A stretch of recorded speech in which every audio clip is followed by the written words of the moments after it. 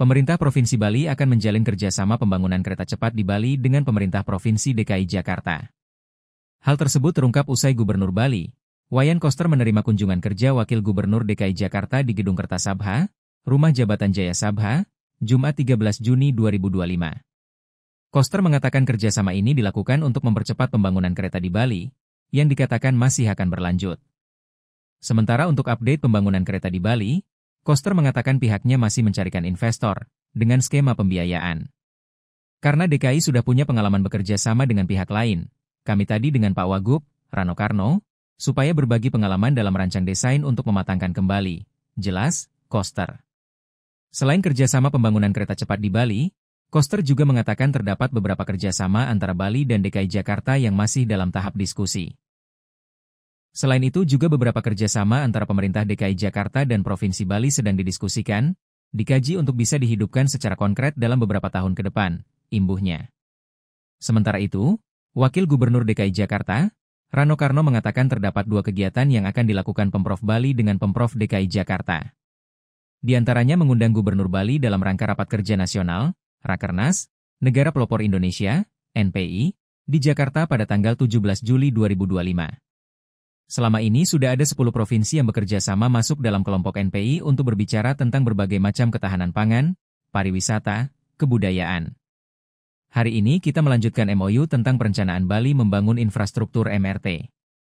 Saya mendapat tugas dari Gubernur Jakarta untuk memberikan dukungan penuh terhadap langkah progres Provinsi Bali dalam mengembangkan sistem perkeretaapian modern yang berkelanjutan, beber, Rano.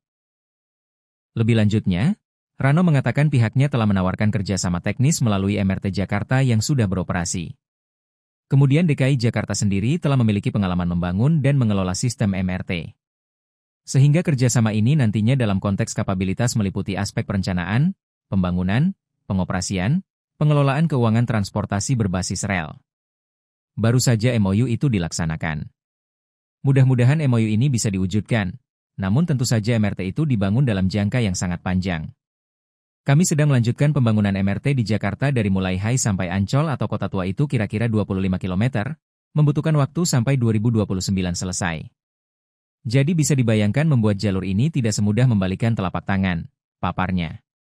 Terlebih, kata Rano spesifik Bali dengan kekayaan dan kekuatan adatnya, ada bagian-bagian yang tidak bisa dilakukan.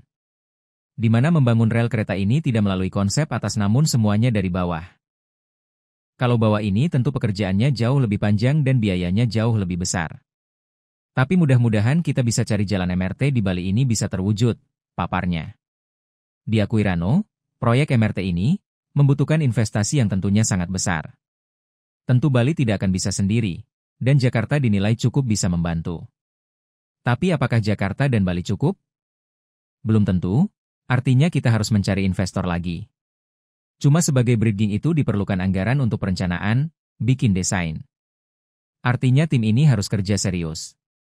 Barangkali MRT ini menyiapkan ini hampir 2 tahun, untuk perencanaan itu juga memerlukan anggaran. Mungkin di sini Bali harus menurunkan APBD-nya untuk perencanaan itu, tutupnya.